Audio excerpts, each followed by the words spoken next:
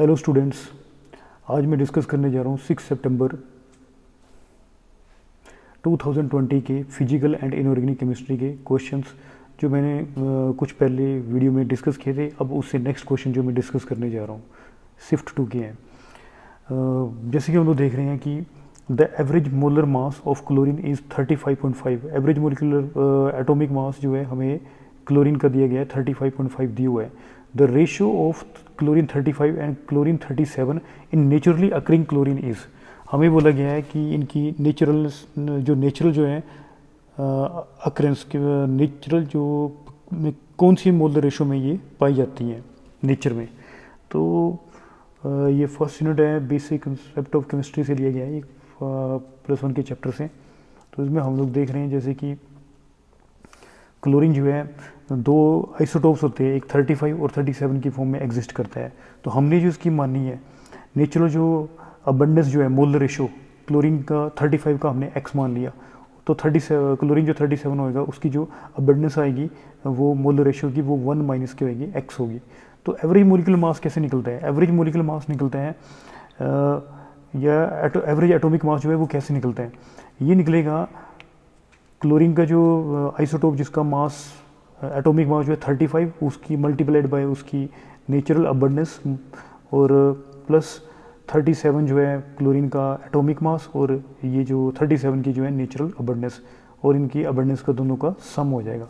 और हमें क्वेश्चन में बताया गया है जैसे कि हमें बताया हुआ है कि एवरेज मोलिकुलर मास जो है क्लोरीन 35 और 37 का वो 35.5 दिया हुआ है। तो आप देख सकते हैं कि हमने यहाँ पे 35.5 लिख लिया। इसको सोल्व करके जो है आप देख सकते हैं कि x = 3/4 आ रहा है। तो क्लोरीन x = 3/4 आ रखा है। तो क्लोरीन की हमने जो अबंडेंस मानी थी वो x मानी थी, तो x की वैल्यू को पुट कर दी, यहाँ पे 3/4 आ गया।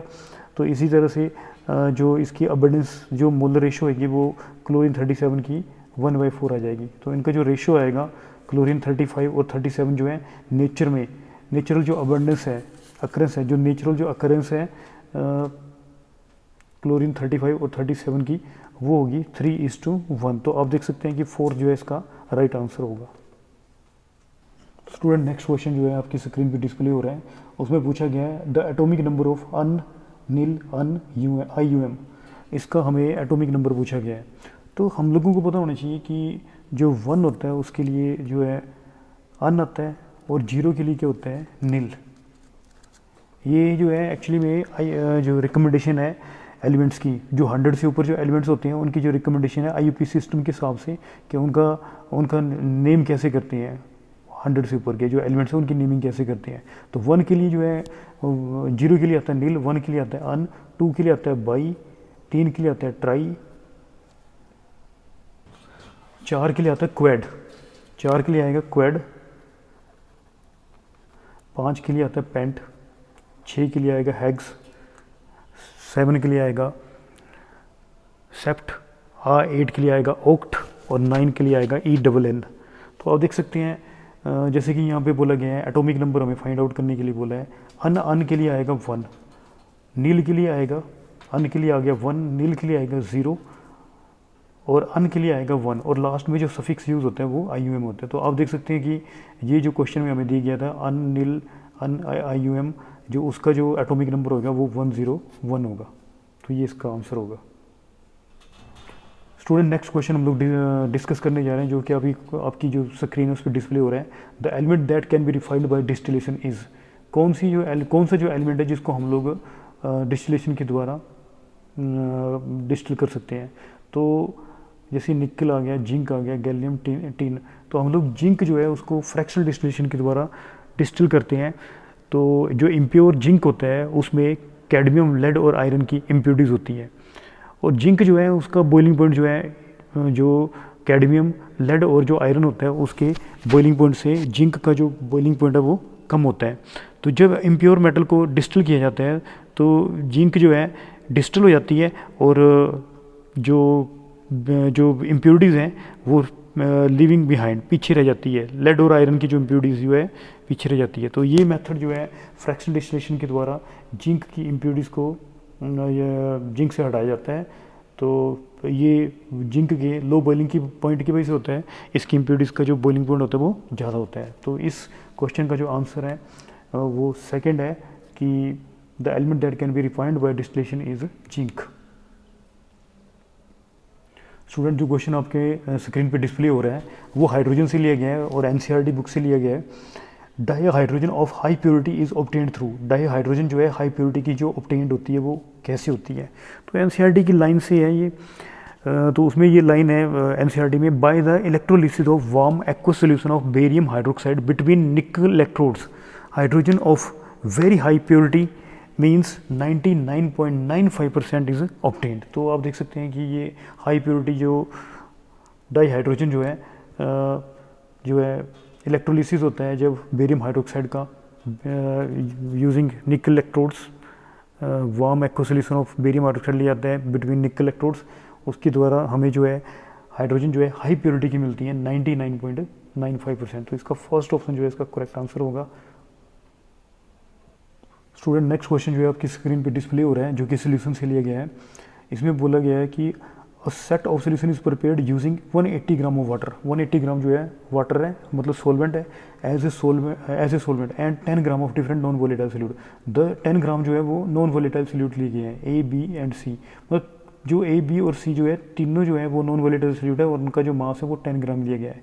The relative lowering in vapour pressure in the presence of these solutes are in the order, हमें relative lowering in vapour pressure का ऑर्डर निकालना है। तो जैसे ए का मोलिकुलर मास दिया हुआ है 100, बी का मोलिकुलर मास 200 और सी का जो मोलिकुलर मास जो है 10,000 तक दिया गया है। तो relative lowering in vapour pressure जो है वो कैसे निकलता है, delta P over P note. Delta P जो होता है वो किसके इक्वल होता है, डेल्टा पी जो है पी नोट्स सोलवेंट, जो सोलवेंट जो होता है अकेले का जो वेपर प्रेशर होता है वो सोलवेंट जिसका वेपर प्रेशर जो है वो सोलवेंट जो बिल्कुल प्योर है उसको जो हीटिंग करने पे जो वेपर की फॉर्मेशन होती है उसकी वजह से जो प्रेशर होगा दैट इज़ कॉल्ड, उसको बोलेंगे vapour pressure of the pure solvent. Suppose करो आप लोग जैसे हम लोग बात कर रहे हैं यहाँ पे समझाने के लिए आपको मैं बता रहा हूँ कि जैसे आपने वाटर लिया तो वाटर को जब आपने हीट किया तो क्या होएगा, ज़्यादा से ज़्यादा वेपर्स की क्या होगी फॉर्मेशन होगी ज़्यादा से ज़्यादा, ये मतलब प्योर वाटर है तो इसका जो वेपर प्रेशर होगा दैट इज कॉल्ड, उसको पी नोट बोलेंगे। चलो यदि सोलवेंट ले लिया तो ए भी लगा सकते हैं हम लोग, तो ज़्यादा से ज़्यादा वेपर की फॉर्मेशन होगी। जब हम इसमें डालते हैं नॉन वोलेटाइल सोल्यूट डाल दिया, नॉन वोलेटाइल सोल्यूट मतलब NaCl वगैरह डाल दिया, तो NaCl वगैरह जब हम लोग इसमें डालेंगे तो ये नॉन वोलेटाइल सोल्यूट डाल दिया, नॉन वोलेटाइल सोल्यूट जो है ये जो एवेपोरेशन का जो फंडामेंटल जो है that will depend upon the surface area. आप देख रहे हो कि क्या हो रहा है, जब नॉन वोलेटाइल सोल्यूट डाल रहे हैं तो इसमें सरफेस एरिया जो है ये स्पेस ऑक्यूपाई कर रहे हैं, तो जहाँ पे NaCl प्रेजेंट है तो वहाँ से वेपर की फॉर्मेशन नहीं होगी। तो इस केस में जो वेपर जो होंगे वो पहले वाले केस से काफ़ी क्या होंगे, कम होंगे। तो आप देख सकते हो कि जो प्योर सोलवेंट होता है उसका वेपर प्रेशर ज़्यादा होता है और जब ये जो सोलवेंट है उसमें हमने नॉन वोलेटाइल सोल्यूट को डाला तो वो जो सोल्यूशन बना उसका वेपर प्रेशर जो है प्योर सोलवेंट से कम होता है।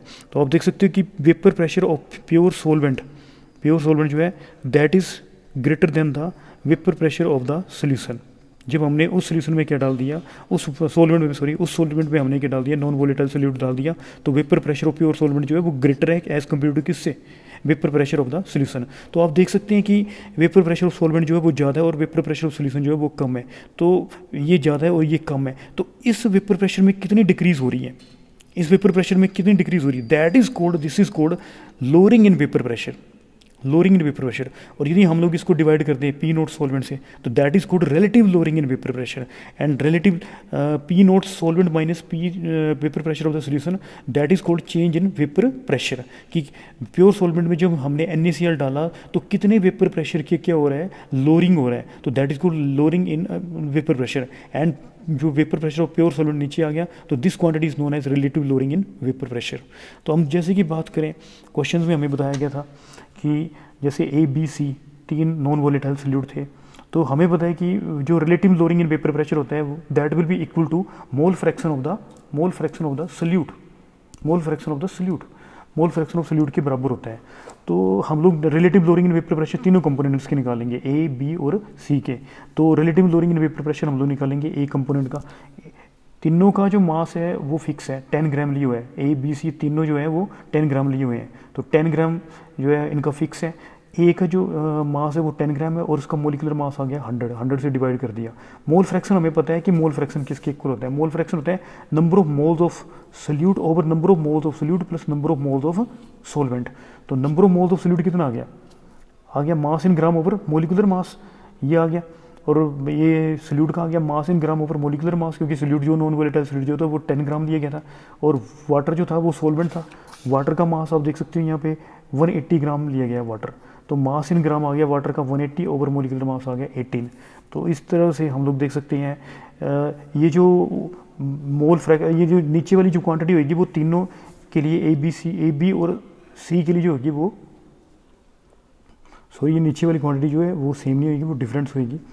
10 ओवर 100 आ गया यहाँ पे, 180 ओवर 18 आ गया। जैसे हम लोग देख सकते हैं यहाँ पे जो मास इन ग्राम 10 था इसका, और बी का मोलिकुलर मास के अंदर 200। तो आप देख सकते हैं कि मास ऑफ सोल्यूट और नहीं moles of solute plus number of moles of solute plus number of moles of solvent. ऊपर आ गया number of moles of solute B over number of moles of solute B plus number of moles of solvent, ये आ गया।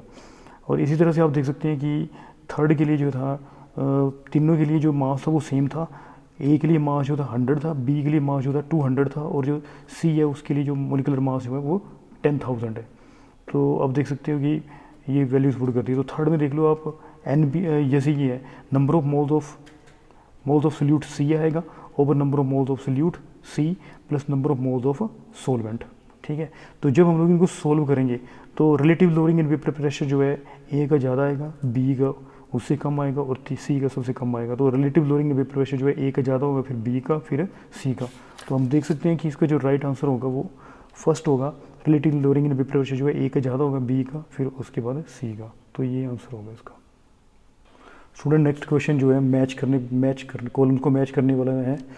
First जैसे choice दी गई आपको कि उसको मैच करना है, किससे मैच कर रहे हैं, CaOH का होल ट्वाइस, सिलेक्टेड लाइम बोलते हैं इसको। यदि सिलेक्टेड लाइम को वाटर में डाल दें सस्पेंशन को मिल्क ऑफ लाइम बोलते हैं।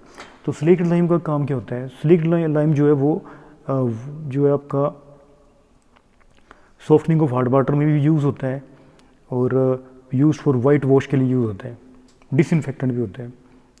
तो वाइट वॉश यहाँ पे दिया गया है, तो ये फर्स्ट जो चॉइस है वो ए के साथ मैच कर रही है। तो वाइट वॉश में सिलेक्टेड लाइम का यूज़ होता है, कैल्शियम हाइड्रोक्साइड का यूज़ होता है। अब ये आगे जैसे कि प्लास्टर ऑफ पेरिस है। प्लास्टर ऑफ पेरिस तो आप सभी को पता है कि प्लास्टर ऑफ पेरिस का कहाँ पे यूज़ होता है, जो भी स्टैचूज़ वगैरह बनाई जाती है वो सारी की सारी जो है प्लास्टर ऑफ पेरिस के साथ बनाई जाती है। नेक्स्ट आ गया NaCl। NaCl जो है वो किसकी प्रिपरेशन के लिए यूज़ होती है, NaCl जो है वाशिंग सोडा की प्रिपरेशन के लिए होता है। ब्राइन सोल्यूशन लेते थे हम लोग, सोलवे प्रोसेस बोलते हैं, जिससे NaCl से Na2CO3 की फॉर्मेशन होती है। तो Na2 वाशिंग सोडा जो है वो NaCl से मैच कर रहा है। और उसके बाद आ गया, आपको पता है कि MgOH का होल ट्वाइस जो है एंड एसिड है जो एसिडिटी को दूर करता है। तो ये बेसिक सोल्यूशन होता है जो एसिडिटी को रिमूव करता है। तो ये मैच वाला क्वेश्चन था जो हमने कर लिया सोल्व। अब जो रेस्ट ऑफ द क्वेश्चन जो है हम लोग नेक्स्ट वीडियो में डिस्कस करेंगे। Thank you for watching.